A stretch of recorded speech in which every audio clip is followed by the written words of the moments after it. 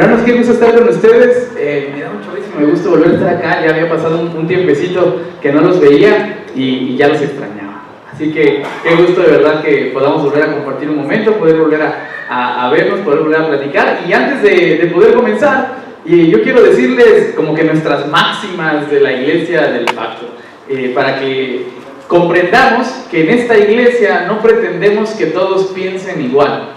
Creemos que el Espíritu Santo puede obrar en el corazón de cada uno de nosotros, así que si queremos llegar a la misma conclusión, vamos a tener serios problemas. Sin embargo, sí creemos que el Espíritu Santo puede obrar en el corazón de las personas a través de su palabra, para que todos nosotros entendamos algo según lo que Dios quiere que vayamos comprendiendo, según el contexto en el que cada uno esté viviendo, según la necesidad que cada persona esté teniendo, según, hermanos, el momento que estemos pasando. Así que, hermanos, yo no les vengo a decir la palabra de Dios, yo vengo a compartirles algo que Dios puso en mi corazón. El Espíritu Santo se encargará en sus corazones de decirles: esto es lo que yo quiero decirle a mi hijo, a mi hija, el día de hoy. Entonces la pregunta es, hermanos, ¿cuántos quieren escuchar algo de Dios el día de hoy? ¿Sí? ¿Quieren escuchar algo de Dios? Entonces vamos a pedirle a Dios que sea Él quien nos hable a nosotros. ¿Estamos de acuerdo? Oremos entonces. Papá, gracias por este día, gracias por la oportunidad que nos regalas de estar juntos nuevamente. Gracias, Señor, porque nos permitiste a nosotros coincidir en esta vida. Gracias porque nos permites también estar en esta familia del pacto, Señor. Gracias porque tú quieres decirnos algo, muchas cosas seguramente, pero hoy en particular quieres decirnos algo. Hoy en particular nosotros también tenemos algunas dudas, algunos problemas, algunas situaciones. Y yo estoy seguro, Señor, que tu palabra nunca regresa vacía. Por eso, papá, yo creo que hoy tú vas a hablar a los corazones de las personas y a cada uno de nosotros nos vas a decir lo que has querido decirnos a lo largo de toda esta semana, o particularmente el día de hoy, o algo que quizá nos vaya a servir más adelante. Dejo este momento en tus manos, papá, y que sea tu Espíritu Santo quien nos dirija. En el nombre de Cristo Jesús, amén. Perfecto, hermanos. Hemos estado hablando entonces de la gracia. Entonces déjenme compartirles algunas cosas. Ya traje mi acordeón para que no se me vaya a olvidar nada. Ya no soy el mismo de antes, hermanos. Yo me acuerdo que hace 3 años lo traía todo aquí en la cabeza. Hoy ya digo, mejor lo apunto por si acaso. Pero tengo 2 preguntas con las cuales yo quiero iniciar. Estas 2 preguntas son bien importantes porque todos lo hacen, nosotros nos las hemos hecho, y valdría la pena tratar de ir respondiendo un poquito. ¿Cuántos de ustedes han escuchado que se nos dice que todos somos pecadores? ¿Sí lo han escuchado? ¿Sí? ¿Cuántos de ustedes han escuchado que se dice que nacemos pecadores? ¿Sí lo han escuchado? ¿Cuántos de ustedes se han preguntado: oye, ¿y yo qué hice en el vientre de mi madre como para que me digan pecador? Yo ni culpa tuve de haber nacido. ¿Sí se lo han preguntado? ¿Sí? Bien, entonces nosotros damos por hecho que entendemos por qué nacemos pecadores y que somos pecadores, pero a veces es difícil de comprenderlo, ni nosotros mismos estamos de acuerdo. Sí lo predicamos, sí lo decimos, pero a veces ni nos entendemos qué estamos diciendo. Entonces, antes de poder hablar de la gracia, yo tengo que hablar del pecado, del cual ya hemos hablado un poquito, para entender de qué se trata la gracia. Si no, no voy a entender en absoluto nada. Entonces, quiero compartirles una introducción de todo lo que hemos visto. Si usted ha estado en la célula, seguramente lo ha visto en la célula. Si usted ha estado en las clases de discipulado, seguramente lo ha visto en las clases de discipulado. Si usted ha escuchado todas las prédicas, seguramente ya lo hemos dicho en las prédicas, pero hoy quiero resumirlo en lo que yo llamo la teoría merariana del jardín del Edén. Y hasta le puse nombre y toda la cosa. ¿En qué consiste esta teoría del jardín del Edén? Dice la palabra de Dios que Dios creó al ser humano y que creó todas las cosas, y que las creó como, hermanos, buenas. Ya no va a ser merariana, ya la vamos a hacer juntos, ya se saben las respuestas. Dice Dios que lo creó todo bueno. Entonces, si lo creó bueno, ¿por qué nació en pecado? Pues aquí es donde viene la siguiente parte. Dice la Biblia, Génesis 3, que el ser humano pecó en contra de Dios.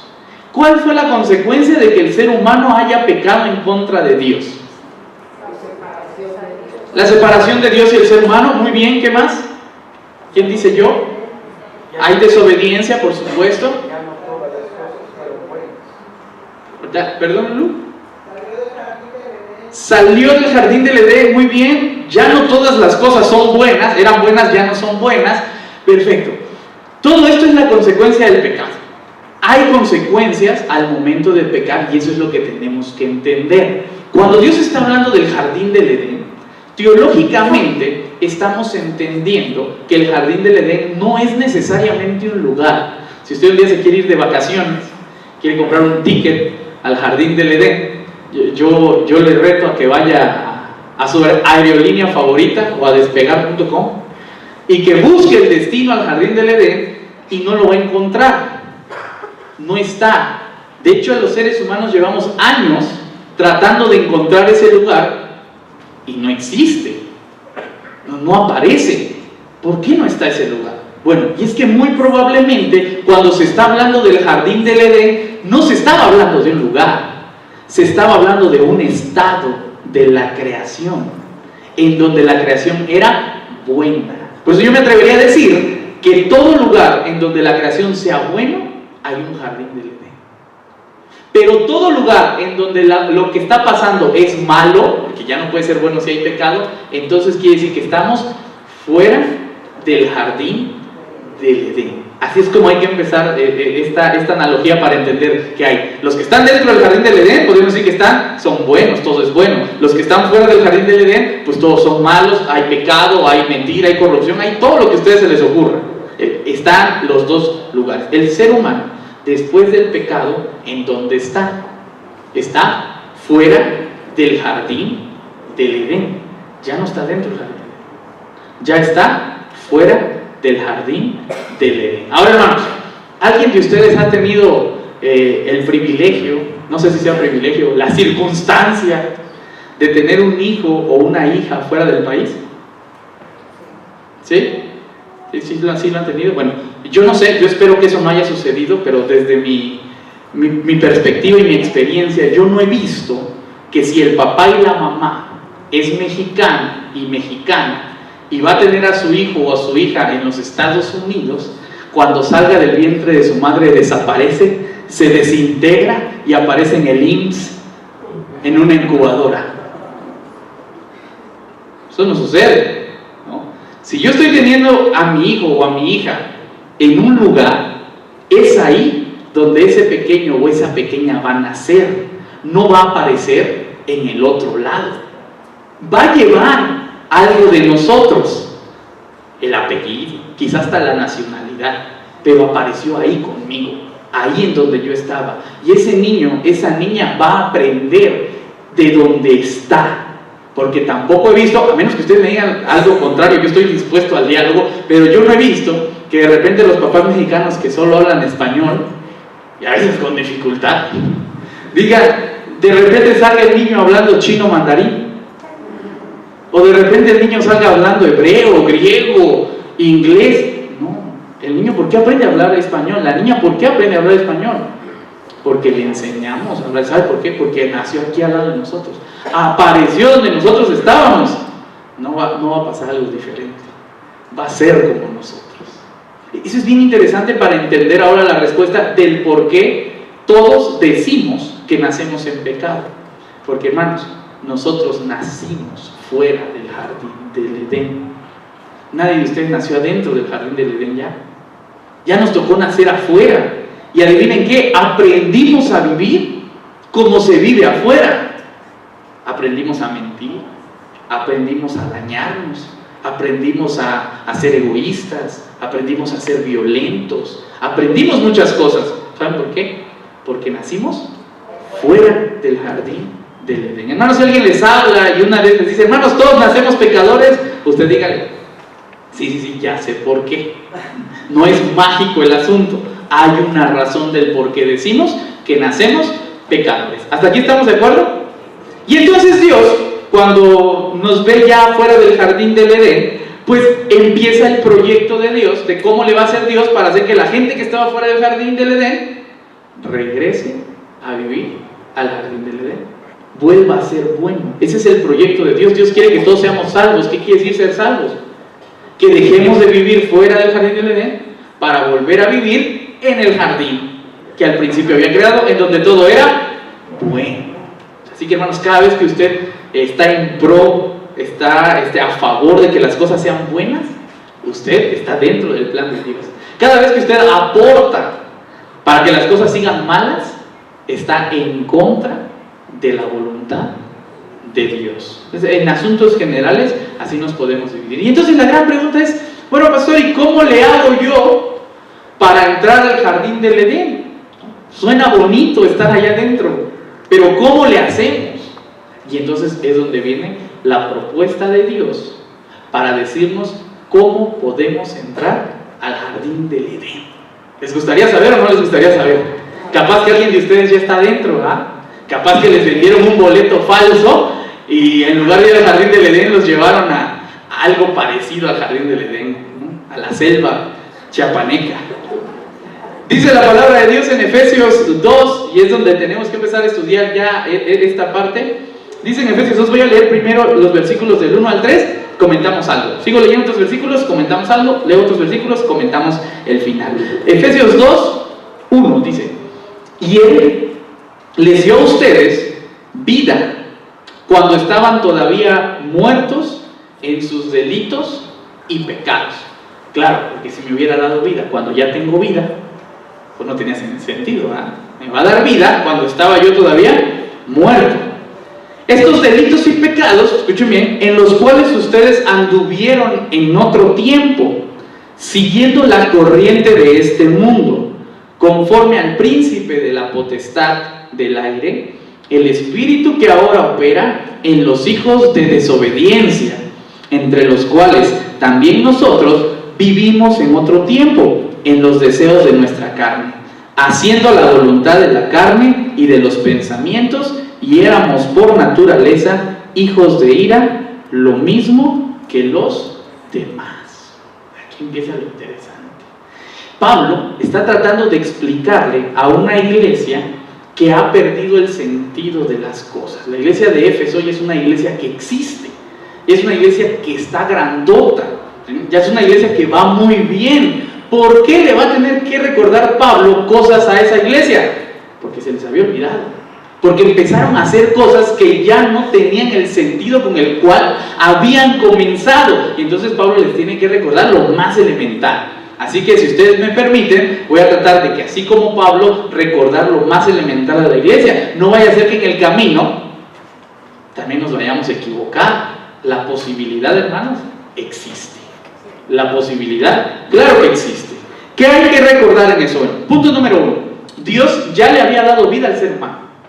Ya le había dado vida al ser humano. En Génesis capítulo 2, cuando se va a hablar de que Dios creó al hombre, dice que tomó de la tierra, hizo al hombre así del barrito bien bonito. ¿Y qué le hizo a ese? ¿Qué le sopló? Vida. Le sopló vida. Dice Dios que Él tomó de la tierra y le va a soplar una palabra en hebreo que es ruaj, que es el espíritu de vida, el aliento de vida. Y a partir de ese momento el ser humano empezó a ser un ser viviente, o sea, ya tenemos vida. Pero dice que la paga del pecado es ¿qué? Muerte. Y entonces el ser humano peca, por lo tanto ahora está muerto. Pero si sigue bien vivito, yo lo veo ahí en la historia. Dice, bueno, es que aquí hay otro gran problema. Si usted quiere interpretar la Biblia de manera literal, se va a dar cuenta que ni la misma Biblia se entiende. Entonces, para poder comprender la Biblia tenemos que comprender las metáforas de los conceptos que se están hablando. El ser humano ya estaba muerto porque ya no vivía en el jardín del Edén, ya vivía fuera del jardín del Edén. Esa es la idea. Y entonces cuando Pablo nos está hablando de vida, nos está diciendo que lo está regresando a esa vida que tuvo en un principio. Entonces, punto número 1, Dios ya nos había dado vida. Punto número 2, la perdimos. Punto número 3, ¿qué hay que hacer? Usted tiene un hijo, usted tiene una hija y le dice, mira hijo, aquí está tu coche. Y entonces agarra al chico y lo estrella y lo destroza y le dice a papá, papá, ¿me regalas otro coche? Y entonces llega usted y le dice, claro que sí, mijo, ahí está otro coche. Y entonces llega el chico y dice, pues mira qué fácil es esto, y lo estrella y le dice, papá, ¿me regalas otro coche? Y el papá dice, sí, hijo, claro que sí, aquí está otro coche. Llega y lo vuelve a estrellar. Y eso es lo que está pasando en la historia con Dios. Dios nos da vida y ¿saben qué hacemos con nuestra vida? La estrellamos. Y ya que la estrellamos, llegamos y le decimos a Dios: Dios, ¿no nos das otra vida? Y Dios dice: híjole, está difícil. Y esto es bien interesante, hermanos, porque cuando hablamos en un sentido metafórico, Dios sí nos dio otra vida. De hecho, nos dio la oportunidad de volver a comenzar. Pero cuando hablamos en el sentido estricto de las cosas, usted no va a reencarnar en otra cosa. Usted tiene una vida, esta, juéguela bien, úsela bien, disfrútela bien, haga las cosas bien. Ya no va a tener otra. Al final va a resucitar, pero esa es otra historia. Otra como esta ya no va a tener. Esta es la única que tiene. Y Dios, bien sabio, cuando llega el chavillo y le dice: papá, ¿me das otra vida? Dios le dice: no. Agarra tu coche estrellado, trabaja y repáralo. Qué fácil si yo les esté dando todo. Siempre, dice Dios. Así ya no nos gusta, ¿verdad? Pero eso, ¿qué tiene que ver con la gracia? Ni parece gracia. Muy sencillo. A ti te toca agarrar el coche, repararlo y arreglarlo. ¿Quién tiene que pagar la reparación? El que estrelló el coche, ¿no? ¿Quién tiene que llevar el coche a reparar? El que estrelló el coche. Y aquí es donde entra la gracia, hermanos. Esto es lo que hay que entender de la gracia. Que cuando Dios ve que el hijo va con el coche todo destrozado, le dice: yo lo reparo y te lo vuelvo a entregar nuevecito. No le compra otro, le repara el que ya tenía. Eso es bien importante entender. No le compra otro, le repara el que ya tenía. ¿A quién le tocaba pagar? Al hijo. Y agarra el papá y saca la tarjeta de crédito y dice: esta yo la pago. Y la vuelve y la paga. Eso es gracia. No le tocaba a él hacerlo. Por favor, hay que entender esa parte, hermanos. No le tocaba a Dios hacerlo. Lo hizo, pero no le tocaba. Si usted vuelve a rayar su coche, tampoco le corresponde a Dios ir a limpiar su coche. Si usted vuelve a estrellar su coche, no le corresponde a Dios. No es la obligación de Dios reparar su vida cada vez que usted la destroce. No es su obligación. Si Él lo hace, es por gracia y porque quiere, no porque sea su obligación. Yo no puedo llegar delante de Dios y decirle: Dios, tú eres Dios y tú eres bueno y es tu obligación reparar la vida que yo mismo destrocé. No. Tampoco puedo llegar y decirle: Dios, tú eres Dios y tú lo puedes hacer todo, a ti te toca hacer esto por mí. Dios, tienes que hacerlo, estás obligado a hacerlo. Así no funciona. Para entender la gracia, hermanos, primero tenemos que entender en dónde estamos nosotros parados. Bien bonito hubiera sido que hoy el pastor Merari hubiera predicado: hermanos, ¿cuántos quieren sanar sus vidas? Y todos: amén. Hermanos, ¿cuántos quieren reparar? Que Dios le repare su vida. Y todos: amén. Y déjame decirte que Dios te va a reparar tu vida y te va a sanar y te va a dar todo. Hubiera sido bien bonito, ¿verdad? Pero no hubiera sido la esencia del mensaje que Dios nos comparte. Para entender la gracia, primero tenemos que entender de dónde estamos partiendo.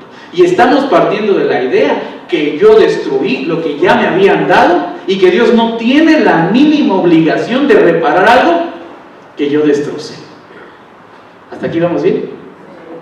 ¿Quedó claro el punto número 1 entonces? Dios no tiene la obligación. Si lo quiere, lo hace, y si no, no lo hace. No es obligación hacerlo. ¿Sale, vale? Ahora que sí vamos a ir acabando. Es que esta era la más interesante. Ahora sí, vamos a leer versículo 4 y versículo 5. Aquí es donde ya viene lo bonito. Ya no se preocupen, ya quiten sus caras de espantados, hermano. Ya empiecen a sonreír, ya viene lo bonito. Versículo 4 dice: pero Dios, que es rico en misericordia, por su gran amor con que nos amó, aún estando muertos en pecados, nos dio vida juntamente con Cristo. A todo esto se le llama por gracia, son salvos. ¿Por qué Dios lo hizo? Porque nos amó, no porque usted se lo merezca.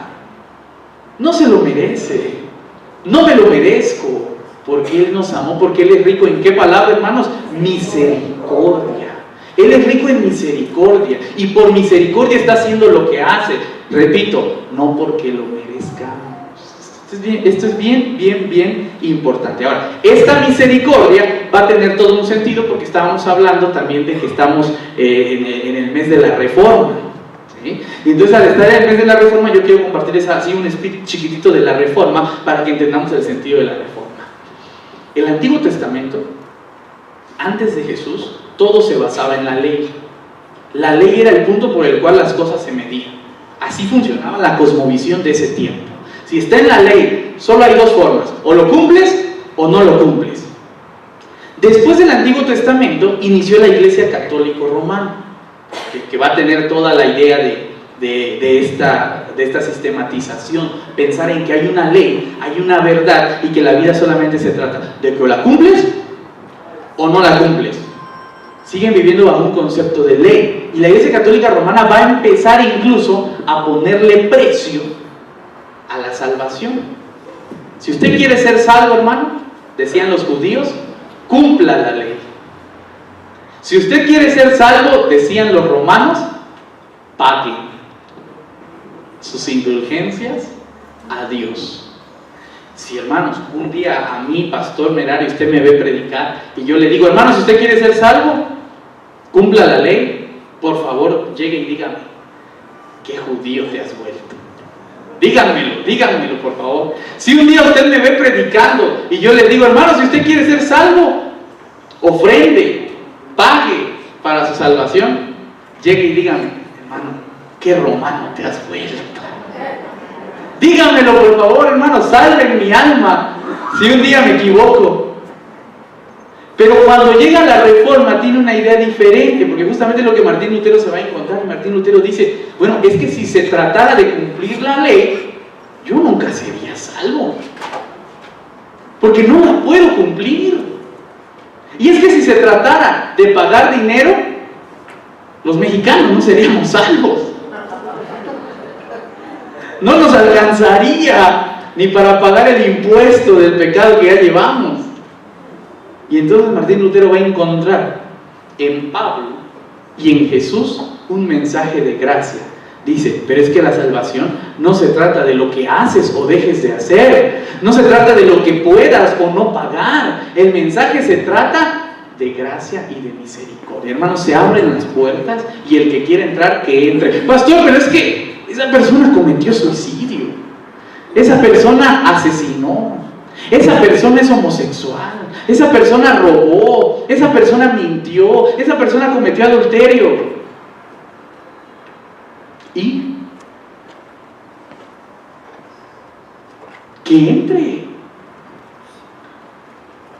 Ya aquí adentro arreglamos otras cosas, pero yo no me voy a poner en la entrada a decirle quién sí y quién no puede entrar. Oye, pastor, pero es que esa persona ofrenda bien poquito, nomás da 3 pesos de ofrenda. Mejor que se vaya a otra iglesia de pobres.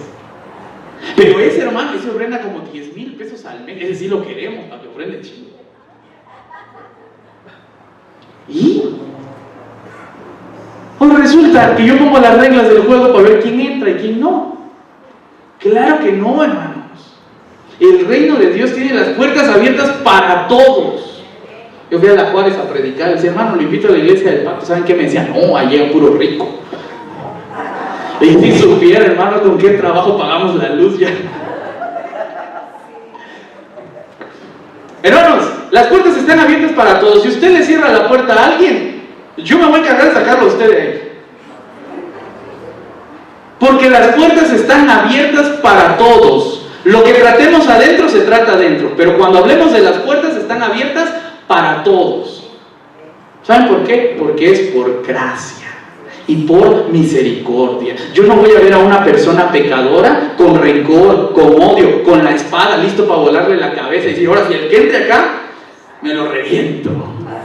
No, lo voy a ver con misericordia. Si eso no se puede hacer, hermanos, lamento decirles que les vendieron un boleto equivocado. No fueron al jardín del Edén. Han de estar paseando en las Bahamas, Nueva York, en Dubái, en la Luna, en Marte o en el infierno quizá. ¿Ah, verdad? Pero no están en el jardín del Edén. El que está en el jardín del Edén sabe que las puertas están abiertas para todo el que quiera entrar, por misericordia. Si alguien me pregunta, pastor, ¿qué es la reforma protestante? Es decirle a todos que las puertas están abiertas. Sencillo. Si podemos hacerlo, entonces yo puedo decir, soy reformado. Lo que pase después son otros pleitos. Ya les voy a contar un día, yo me sé algunos chismes por ahí, pero esas son otras historias. Hoy lo que a mí me interesa es que se abran las puertas y que usted deje entrar a cualquiera. ¿Estamos de acuerdo? Hermanos, ¿van a dejar entrar a cualquiera? Y si no los dejan entrar, ¿qué vamos a hacer? Le digo al pastor para que lo saque. Vamos a tener las puertas abiertas, porque no se trata de lo que yo digo, de lo que yo quiero. Se trata de lo que Dios hizo por nosotros, y es tener misericordia. Ahora sí voy a leer, ya al final dice 6, 7, 8 y 9. Y juntamente con Él nos resucitó, y asimismo nos hizo sentar en los lugares celestiales con Cristo Jesús. Eso está buenísimo. Hermano, haz de cuenta que usted tiene un hijo o una hija, o usted fue hijo o usted fue hija, ¿no? Y de repente le dice al papá, papá, me voy a ir de fiesta, pero nomás me voy un ratito. Como a eso de las 3 de la mañana regreso. Ya es un horario decente últimamente, a las 3 de la mañana. Y entonces pasa un día y no llega. Pasan 2 días, no llega. Pasan 3 días, no llega. Tú ya lo estás buscando en Canal 5 de Servicio de la Comunidad y no aparece. Tú ya hiciste tu cadena de WhatsApp pidiendo que todo el mundo lo comparta y no aparece. De repente tú te metes a tu perfil de Facebook y en tu muro ve que estás subiendo fotos ahí, tu hija bien feliz en la playa, en Acapulco, y tú dejas de preocuparte porque dices, bueno, está bien, pero ahora te empiezas a enojar porque dices, ay, no me avisó. Pasan 6 días, 7 días, 8 días, 10 días, 15 días, 20 días, tú dices, no, pues ya. Y él sigue subiendo fotos, tú le comentas, oye, cuando no te responde, elimina tus comentarios de tu muro. Entonces tú ya estás muy enojado y de repente se le ocurre tocar a la puerta y le dice, oye, papá, ya me gasté todo, ya no tengo dinero, no me das chance de quedarme a vivir aquí en tu casa. ¿Qué le vas a decir? Sí, hermano, esa es la del hijo pródigo, no me quieres versión 2018. ¿Qué le vas a decir? Pues entra, aquí traigo ya la chancla y el cinturón, vas a ver de cómo te va a tocar. Es bien interesante, porque desde la perspectiva de Dios, justamente la historia del hijo pródigo, es que se echó un spoiler ya el hermano Alfredo. Ya me contó el final. Pero cuando Dios recibe a su hijo, justamente al hijo pródigo, es bien importante entender que cuando lo recibe, ¿qué le hace? Se le prepara una gran fiesta, lo viste bonito, le da un anillo. ¿Sí? El tipo venía mugroso, el tipo venía en pecado, el tipo la había regado terriblemente. Y entonces Dios lo que hace es darle el mejor de los lugares. A esto se refiere Pablo cuando está diciendo, los juntó, los sentó en los lugares celestiales. Pero si yo era el más pecador, si yo era el más vil, ¿por qué me dio tanta importancia? Por misericordia. Así de grandote es la misericordia. De lo más feo me sentó en lo más bonito. Entonces aquí es donde está la pregunta interesante. Si entra un pecador al reino de Dios, ¿yo qué debo de hacer con él? Lo voy a sentar en el mejor lugar que yo tenga. El mejor lugar que yo tenga es para la peor persona que entre por esas puertas. ¿Se puede o no se puede? Sí, ya los vi consternados. Se debe poder, ¿no? Es la respuesta correcta. El mejor lugar en nuestra iglesia, hermanos, es para el más pecador de entre todos ustedes. ¿Quién es el más pecador entre todos ustedes? Compitan. Capaz que les gano. El mejor lugar que nosotros podemos dar es para él o para ella. ¿Sabes por qué? Por misericordia. Por misericordia. Yo no puedo llegar y decir, hermano, tú pecaste, siéntate en la silla de atrás. Yo no puedo llegar y decir, hermano, tú pecaste, no tienes derecho a nada. Yo tengo que llegar y decir, tú pecaste, este es el mejor lugar que te puedo dar. ¿Sabes por qué? Porque eso hizo Dios contigo. Eso hizo Dios contigo. No tienes derecho a decir que no, porque eso hizo Dios contigo. Si tú no eres capaz de hacer lo mismo que Dios hizo contigo, no eres digno de ser llamado hijo de Dios. Hermanos, así funciona el Evangelio. Así funciona la gracia. No se trata de recibir. Así todo es por gracia, ¿verdad? Hay que agarrar todo lo que se pueda, no es de que se vaya a acabar la gracia en algún momento, no. Se trata de ser capaces de dar lo que alguien dio por mí. Si predicamos a un Dios de gracia, hermanos, mostremos a un Dios de gracia. ¿A poco no? Eso se trata de ser cristiano. Voy a terminar de leer, dice: para mostrar en los siglos venideros las abundantes riquezas de su gracia en su bondad para con nosotros en Cristo Jesús. Hermanos, un día usted va a morir. Un día yo voy a morir. Espero no sea tan pronto, ¿verdad? Quién sabe cuándo nos va a tocar. Pero todos nosotros, hermanos, déjenme darle la buena o mala noticia según cómo se encuentre, que va a morir. ¿Estamos de acuerdo o no estamos de acuerdo? ¿O los estoy ofendiendo? Vamos a morir. ¿Quién nos garantiza? ¿Quién nos garantiza que lo que estamos enseñando, trabajando ahorita, siga? ¿Quién no nos garantiza? ¿Quién nos garantiza que la iglesia del pacto en 40 años no termine siendo un antro y sea el mejor antro que haya en la ciudad? Si usted ya ni va a estar, quizá no lo va a ver.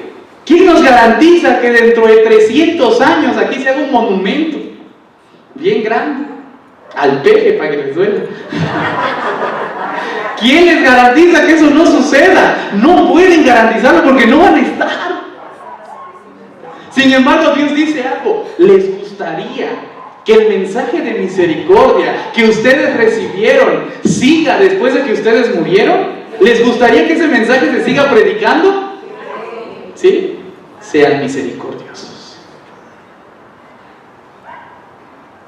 Porque hay cosas que no se olvidan, las que quedan marcadas en el corazón de la persona. Porque cuando tú haces misericordia a alguna persona, esa persona se acaba de tatuar tu nombre en su corazón. Y si esa persona es capaz de hacerle misericordia a la que sigue, la misericordia se sigue transmitiendo de generación en generación, no porque alguien lo predique, sino porque alguien lo haga. Si quieren que la iglesia del pacto siga hablando de misericordia, solo hay una cosa que ustedes tienen que hacer: hacer misericordia. Si no, hermanos, yo me encargo de contratar al cadenero y al barman. Pero yo espero que el proyecto de Dios de misericordia, así como se ha mantenido 2000 años, se mantenga miles de años más, gracias a que hayan hijos que estemos dispuestos a poner la misericordia antes que la ley. Si somos capaces, habrán frutos. Yo creo que somos capaces. Yo creo que podemos hacerlo, y es por eso que me puedo parar aquí a decirle: hermanos, hagamos misericordia, porque podemos hacerlo. ¿Estamos de acuerdo, hermanos? Entonces, ¿qué es la gracia? Conclusión Merariana 2018: hacer misericordia. Vamos a inclinar nuestros rostros, vamos a orar y le vamos a pedir a Dios que nos dirija. Papá, venimos delante de tu presencia una vez más para darte gracias por todo lo que has hecho por nosotros, para darte gracias porque tú tuviste misericordia de nosotros. Y papá, si tú tuviste misericordia de mí cuando yo no me lo merecía, déjame tener misericordia de los demás cuando no se lo merecen.